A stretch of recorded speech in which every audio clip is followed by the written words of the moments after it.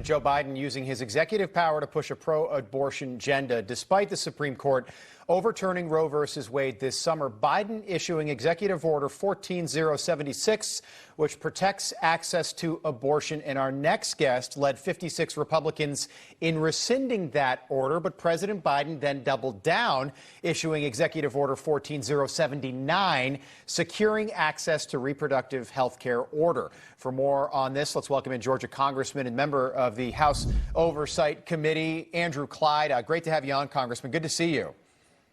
Well, thank you, Rob. I appreciate the opportunity. Yeah, it's a pleasure, Congressman. Take us through what happens next. Well, I'll tell you, you've got a president who is exceeding his authority right here. You know, he's disrespecting the Supreme Court's decision to send this back to the states. And the president is weighing in with executive orders that are unconstitutional, and he's got to be taken to task for it. Because, we in Congress, we in the government are here to secure the rights of the people. And one of those rights is the right to life. And in no situation should the president be ordering the Veterans Administration to provide abortion services in violation of state laws. That is disrespecting the state's rights, and also it's exceeding his authority. And so we are going to defund this, and I proudly led 90 members of the House, the Republican House, in a bill that I introduced yesterday to defund the president's executive order. Tuesday will mark 20 months with Joe Biden as president. He has signed more executive orders than any previous president through the first 20 months of his term in office. What do you make of that and the change in the way that presidents are now governing? Well, this just shows you that they don't have the policies, they don't have the ability to actually legislate. The Democrats don't, and therefore they have to try and govern by executive fiat. This is like, a kingdom, and he thinks he's the king, and he thinks he can make law. He cannot. The Constitution does not allow the President of the United States to make law. That is Congress's authority. We have three separate branches of government: legislative, executive, and judicial. And he is trying to take legislative authority in the executive branch, and he must be held accountable for that. Yeah. He cannot do that. The Washington Post with an interesting article out yesterday talking about Marco Rubio embracing Lindsey Graham's federal abortion ban proposal. Check that. It was Politico.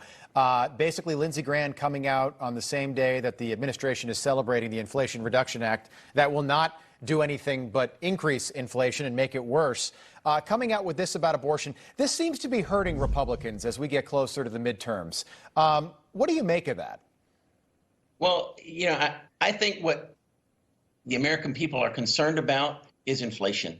This Paycheck Reduction Act, as I think it's more appropriately named, is directly impacting citizens in their pocketbooks.